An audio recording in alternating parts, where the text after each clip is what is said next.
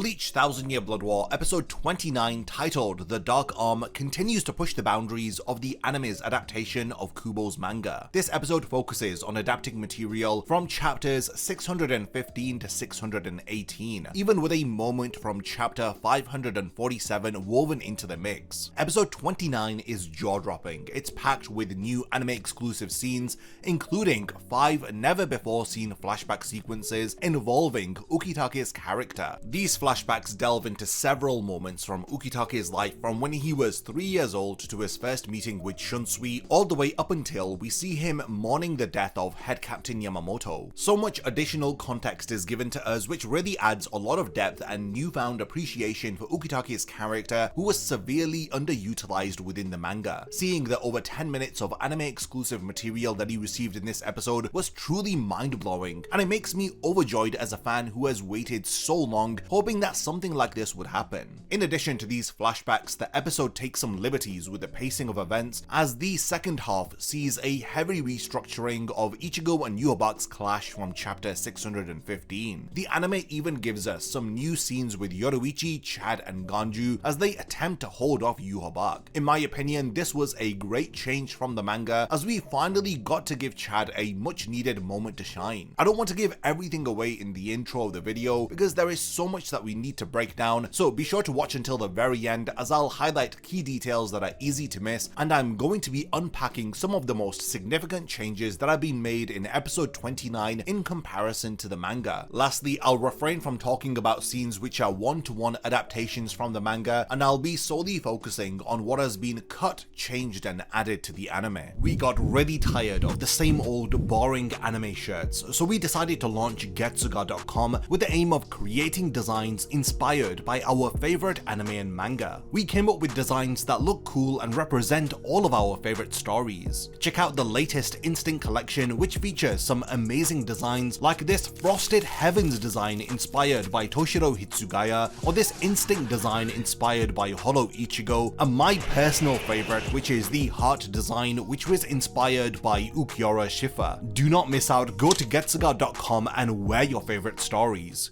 So there is no pre-intro sequence in this episode, and after the opening, we get material adapted from chapter 616, and in addition to this, we get some anime-only reactions from Kiyone and Sentaro, the shared third seats of Squad 13, which expand upon a single panel in chapter 616 of Rukia just reacting to Ukitake's sacrifice. The first flashback of this episode expands upon a few panels from pages 9 to 10 of chapter 616. We see Ukitake's family take their young boy to the shrine of Mimihagi, and they are chanting and praying to the deity to save the boy, who was only 3 years old at the time. Ukitake's mother apologizes that she wasn't able to bring him into the world with good health. She cries as the young boy looks up and asks her why she is crying. Right at this moment, water pours from the eye of Mimihagi, and it envelops Ukitake as he is transported to an otherworldly realm where the physical form of Mimihagi appears in front of him. Mimihagi has droplets of water or tears under its eye, which Ukitake gathers into his hand, and he then proceeds to drink it. A strange black Reiatsu appears, and it transforms the young Ukitake into the black spiritual form of Mimihagi. He then transforms back, but he now notably has black hair, which then turns back to white when the black Reiatsu leaves him. We are then shown the title card for episode 29, The Dark Arm. Ukitake then sits up as his parents are surprised and overjoyed by his miraculous recovery. Ukitake narrates that on that stormy night, Mimihagi had saved his life, thus ending the first anime-exclusive flashback sequence of this episode. The second anime-exclusive flashback shows a young Ukitake who is slightly older here, and he is wandering the districts of Rukongai as he sees a thug troubling an old lady. Ukitake intervenes, telling the thug to calm down, as the lady gives the thug an uppercut and a swift punch to the gut, which brings the delinquent down to his knees. Ukitake checks if he is okay, saying that he told him to be calm because the old lady actually has a fearsome reputation. Ukitake offers the thug to join at the Shinigami Academy, saying that there are a lot of perks, like he'll be able to fight and earn money at the same time, but the thug declines his offer and pushes him back. But Ukitake proves just how strong he is even at this age by grabbing the thug's hand, neutralizing the push, and shaking his hand and squeezing it very tightly, introducing himself formally to him. The thug Luke tells him to let go as he walks off, saying that he won't forget his face, and Ukitake cheerfully says likewise, waving goodbye to him. The last moment of this flashback showcases that Ukitake is still sick as he coughs up blood with a very concerned look on his face. The third anime exclusive flashback sequence begins with Shunsui in front of the gates of Muken, which open up as he tells Ukitake not to push himself too hard. Now, my favorite portion of this episode begins, and it is a flashback to the first formal meeting of Ukitake and Shunsui. They appear to be sparring together, with Sasakibe refereeing the fight, and a young Unohana along with a younger head captain Yamamoto who are spectating. When they clash, Unohana comments on their good technique, while a young Yamamoto who is a bit more harsh says that they are still inexperienced, but they show a lot of potential. So Ukitake jumps up in the air and he attempts to strike downward, but he coughs up blood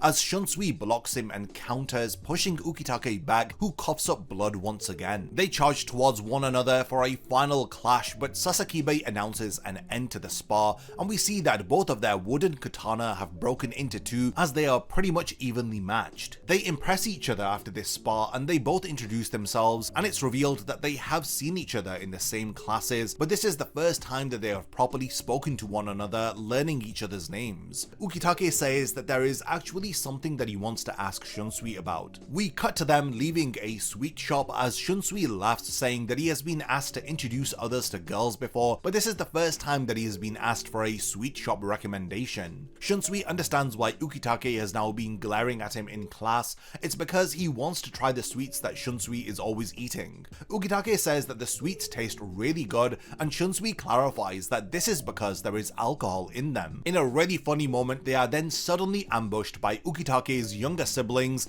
as they discover the sweets, and Ukitake tries to stop them from having the alcohol-filled sweets, with Shunsui in the back saying what a mess of a situation. We then see the seasons change as their friendship grows over time, and this leads to Ukitake taking Shunsui to the shrine of Mimihagi one day. Shunsui states that he already knows information about Mimihagi from rumors that have circulated amongst the noble families, like how it is the right arm of the Soul King, which had fallen from the heavens a long time ago. Ukitake tries to share what had happened to him when he was younger, how Mimihagi had saved him, but Shunsui reveals that he already knows, as he noticed that Ukitake's health condition was not getting better, but it wasn't worsening either. Ukitake says that he survived, but his illness hasn't gone away, and he wonders if Shunsui is now going to stop him from joining the Gotei 13, but Shunsui says that he's not going to let him die that easily. The fourth anime exclusive flashback of this episode takes us a bit further into the future, with Ukitake, who is now a captain, and he is standing in front of the Central 46 as they comment on his poor health and why he needs to appoint himself a new lieutenant to the 13th Division. Now, this scene is happening following the death of Kain Chiba, and Ukitake is struggling to accept that Kain's position can be replaced by another. The Central 46 explained that Ukitake's poor health is part of the reason why Kain had died, since his health had prevented him from intervening when he needed to. Ukitake reminds them that the Central 46 have said that it is up to the captain who they appoint as a lieutenant, and he tells them that he does not want a lieutenant at this time, going on to add that if he struggles to manage, then he may die soon anyway, and they can appoint a new captain who suits their needs better. This flashback explains the reason why Ukitake had waited until the 17-month time gap between the events of the Arrancar arc and the Fullbring arc to appoint a new lieutenant, who of course was Rukia Kuchiki. We then cut not too long after this as we see Shunsui commenting on Ukitake being pretty harsh with the Central 46. He explains how he would have wanted two lieutenants, but only if they were both cute girls. He then goes on to say that they should for now mourn the death of Kain, but he adds that Nanao has hidden all of the alcohol, but he has some of those alcohol-filled sweets that we had seen earlier, and he offers one to Ukitake, as this seems to cheer him up. We then cut to the fifth and final anime exclusive flashback sequence from this episode, which takes us further into the future, and this is following the death of head captain Yamamoto, and we see Ukitake, Shunsui and Unohana, who are gathered in front of the broken pieces of Ryujin Jaka as they mourn the death of Yamamoto. Shunsui struggles to accept Yamamoto's death, as he says that if he was still here, then he wouldn't have had to experience how difficult it is to be the one in command, handing out instructions to others who rely on his sound judgment. This meeting is pretty much the final time that Shunsui and Ukitake see Unohana alive, as Shunsui struggles with the orders that he has had to give out. This alludes to the difficult decision that he has just made for Unohana to train Jinpachi, which he knows will end her life. With the burden of being head captain weighing heavily on his heart, he asks Ukitake and Unohana if he can have a moment to be alone. Following this, we see Ukitake and Unohana saying farewell to each other. This truly was a fantastic scene as they understand the severity of the situation and what needs to be done here. Here we see Unohana Retsu transform into Unohana Yachiru as her face drops and she now has this sinister expression. Ukitake says farewell to her as he tells her that they will meet again soon. We then cut to material from page 8 of chapter 547, and this is back when the Quincy had taken over the Serete, and it shows Ukitake at the shrine of Mimihagi as Kiyone and Sentaro call out to him. Ukitake at the shrine chanting to Mimihagi, then transitions seamlessly back into chapter 616 with him chanting Mimihagi, Mimihagi, open the power of your eye, the power of your eye lying in my organs, forsake my organs and open it. Now quite notably here there are a few cut pages from chapter 616, and this is Ukitake explaining what had happened to him when he was younger. Now I'm guessing that this wasn't explained because we actually got to see the flashback sequence, but Ukitake says that when he was 3 years old he was stricken with a serious case of consumption. His white hair is a side effect of this disease, as he alludes to the fact that some of them may have already known this, that he was supposed to die when he was aged 3. He then asks them whether if they have heard of Mimihagi, and Urahawa says just its name as he knows that it was a god that was worshipped in the outskirts of eastern Rukongai. Ukitake says that Mimihagi is an indigenous heteromorphic cyclopean god who is worshipped in Sakahone of eastern Rukongai's 76th district. They say divine protection is brought to those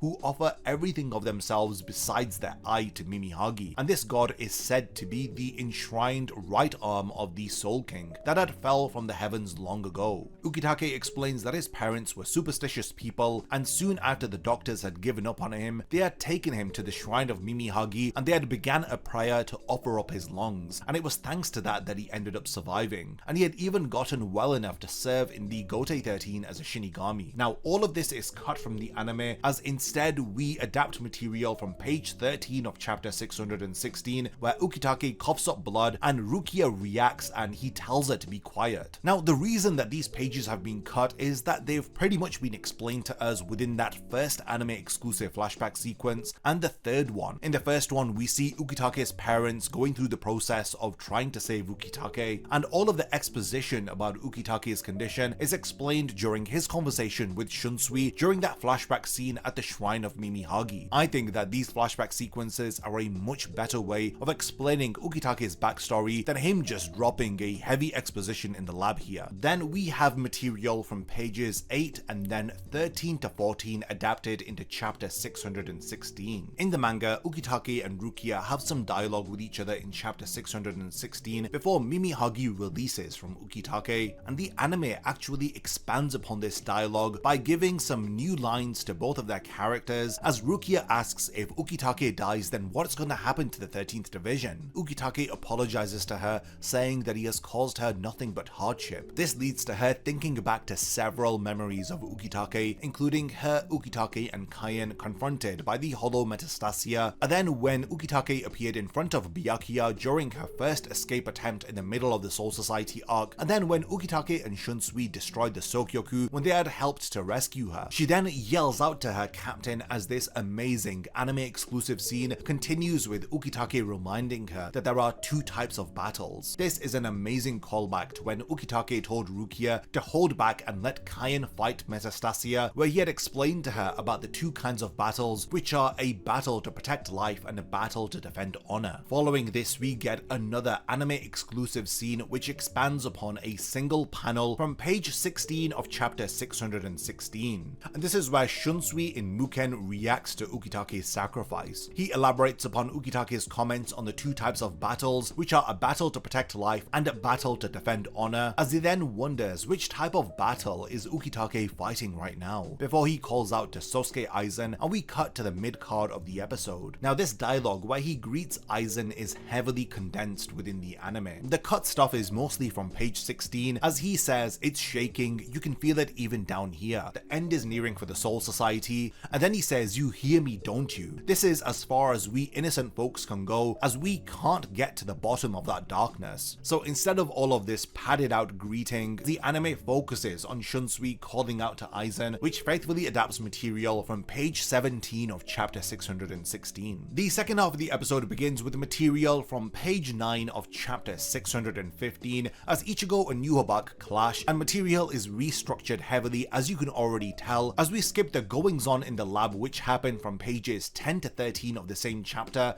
and for the most part a lot of this was adapted into last week's episode. Now we do get some anime exclusive clashing here between Ichigo and Yhwach, as material is then adapted from pages 14 to 17 of chapter 615, and this is where Yhwach continues his explanation of how the Soul King was created to stabilize the Soul Society and the massive number of souls that passed through it. We know that episode 28 adapted Yoruichi's wire trap scene, which was restructured and inserted before the Soul King is even revealed to have been stabbed. But in the manga, this moment actually occurs right after Yhwach tells Ichigo in the manga that the collapse of the three realms and the Dangai will occur by his hands. Now we do have an anime exclusive scene here which changes what happens in the manga, where Yoruichi tells Orihime that she is going to distract Yhwach as she tells her to try to use her powers to heal the Soul King. Yoruichi then rushes ahead and calls out to Chad and Ganju for help, and the three of them have an anime only clash with Yuha, as Ganju punches the ground, creating a smoke screen which allows Chad to throw a punch against Yhwach. Yes, you heard that right, the anime is finally showing Chad some love, and Yoruichi follows up by firing her Hakuda technique Ryoken, but it seems like Yhwach has negated both of the attacks. So Orihime then attempts to heal the Soul King, and this is adapted from page 16 of chapter 615, and similar to the manga, her Sonten Keishun shatters as anime exclusive scenes are then mixed in with the manga content, as Yhwach effortlessly pushes back Yoruichi, Chad and Ganju. Following this blend of anime exclusive material, dialogue from page 17 of chapter 615 is then adapted when Yhwach mocks them for thinking that a human's power is enough to bring the Soul King back to life. Yhwach's speech then continues from the beginning of chapter 616 as we get more restructuring of the manga, with him explaining that it is impossible, they can no longer resurrect the Soul King. This is then blended with some anime only dialogue of Chad saying that the Soul King's power is fading, and Ganju also reacts asking what can they do now. We then jump to the beginning of chapter 617 when Ukitake is screaming as Mimihagi releases from his body. The anime shows us new material here where the black Reiatsu of Mimihagi covers Ukitake's body as Mimihagi rises towards the heavens. We continue to adapt material from chapter 617 here where Urahara reacts to the tremors having stopped. We then cut back to the royal palace from page 7 of chapter 617, but the noticeable difference is that Yoruichi's wire trap is not surrounding Yhwach, so instead we see the following panels of Ichigo and the others, as well as Yhwach reacting to Mimihagi holding the two pieces of the Soul King together. Now dialogue which Yhwach says in page 9 of chapter 617 is reworked in the anime in order to build more tension, as we get a brief anime only scene here where Yoruichi notices that Yhwach wasn't able to foresee Mimihagi commenting on his surprised reaction to its sudden appearance. We then are shown Yhwach's eye as he comments on how Mimihagi's appearance was not reflected in his vision of the future. Now the next few manga panels are cut here, and this is when Yhwach calls out to Mimihagi, referring to it as the Soul King. Why is the right arm of the Soul King getting in the way? As he questions whether if it has grown a sudden attachment to the Soul Society which it has been protecting. We then see a close-up of Mimihagi's eye in the manga and it's squinting as Yhwach demands an answer from it. Now with how much of the manga material is being reworked and restructured, I think that the dialogue from these panels is most likely going to be adapted into next week's episode of the anime, because it's very purposeful that these 5 panels from chapter 617 were omitted, as the anime literally cuts to that manga panel following this dialogue. Material from page 11 of chapter 617 is adapted, with Soifon raising the point that Ukitake is not a perfect replacement for the Soul King, stating that the stability of the realms is tied to the life of Ukitake. When Urahara says that they must find a way to stabilize the Soul Society, we then cut to material that wasn't adapted from last week's episode, and this is heavily reworked into this one. So it does seem like the anime has actually cut out all of the light-hearted banter from chapter 612 with Soifon, Yushiro and the others, as in this episode Yushiro appears here telling them that the preparations for the Tenchi Heso are complete. Now Urahara in the anime isn't as confident, as he says that they don't have enough Reiatsu for for what they are planning. The anime hasn't really revealed Urahara's plan yet, but from the manga we already know that his plan is to storm the royal palace. This was revealed way earlier on in chapter 612. What is interesting is that in the manga, Urahara has everyone, including the Vizards and Ukitake, pour their Reiatsu into the orbs, and this actually begins to create a portal to the royal palace. Now this is before Ukitake's sacrifice, and we actually see the formation of the gate to the royal palace in page 6 of chapter 614. So because none of this happens and the Vizards haven't arrived yet, all of this actually conflicts with the material from pages 14 to 17 of chapter 617, which is the reason why it's been omitted. So what happens is that they all react to the gate disappearing following Ukitake's sacrifice, as Nanao says that there's not enough spiritual pressure. She explains that Captain Ukitake has always had to sustain his debilitated body with his spiritual pressure, so for that reason no other captain's spiritual pressure levels come close to Ukitake's. Now that he's no longer supporting the gate to the royal palace, they don't have enough spiritual pressure to create it. She starts to panic as she goes on to contemplate what's gonna happen, as Lisa then intervenes to calm down Nanao, saying that they'll just need to do something about it, they'll find a way out of the situation. The Vizards ask Urahara to pass them some orbs so that they can contribute their spiritual pressure to the formation of the gate, and then we also see Mayuri arrive, who says that he had come because he was summoned, only to find them doing as they please in somebody else's lab. So Mayuri tuts at Urahara as he says that they needed vast amounts of spiritual pressure. Why didn't they just use the spiritual pressure amplifier that he's created? Urahara says he wishes that he had told him that earlier, as Mayuri apologizes, saying that he didn't anticipate that such a situation would happen. Thanks to the amplifier, the gate is properly created, as Hisagi and the others are overjoyed as they say that they can now go to the royal palace. I do think that we are going to be getting a big segment within the anime where all of these omitted lab sequences are going to be included in a future episode. This includes Kimpachi's appearance, which was omitted from chapter 613, the Vizards turning up from the beginning of chapter 614, Urahara updating everybody on the current situation, giving a status report of the Gotei 13 from chapter 612, and then this material from chapter 617 which was omitted, where it shows Mayuri appearing, explaining the situation with the spiritual pressure amplifier as they create the gate to the royal palace. So I think that all of this is going to be streamlined into one of the segments in the upcoming episodes, and it just goes to show how much is being changed and altered from the manga, and honestly it is difficult to keep track of, but I think that we're managing okay for now. The final part of the episode before we cut to the credits adapts Shunsui's exchange with Aizen inside of Muken, and this is mostly adapting manga material from chapters 617 and 618. We begin with material from page 13 of chapter 617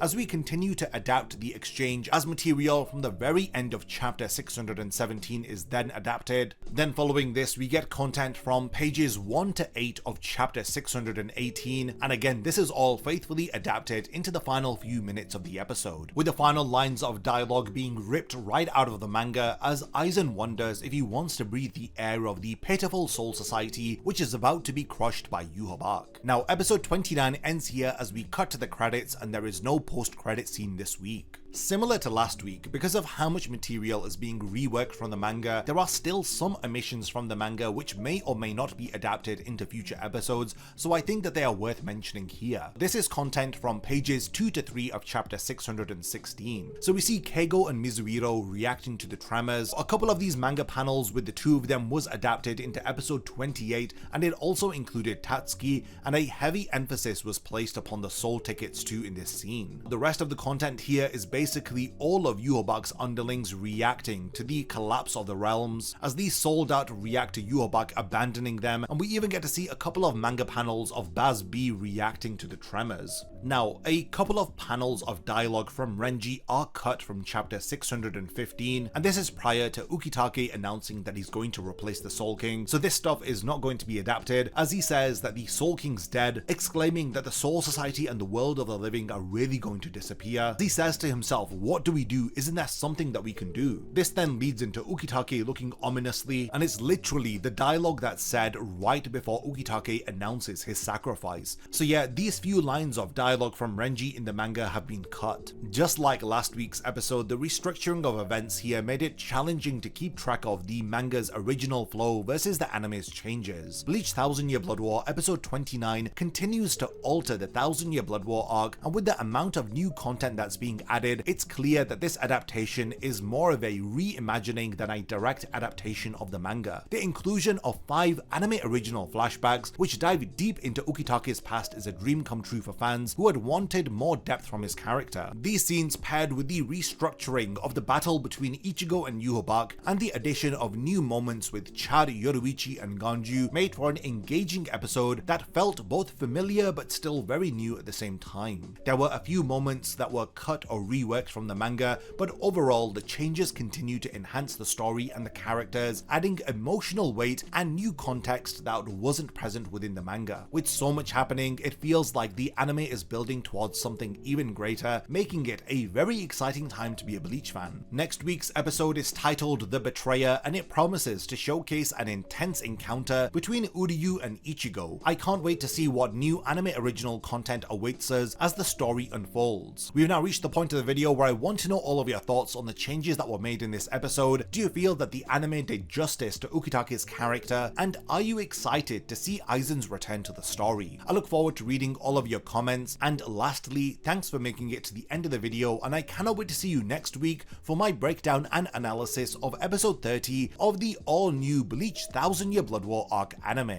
A massive thank you goes out to all of my amazing Patreon supporters for helping to make this video possible. If you also want to support the channel and see your name in the end of my videos, then check out my Patreon, which has loads of perks like early video access and so much more. Thank you for sticking around till the end of the video, and whatever you contribute will mean a lot to me.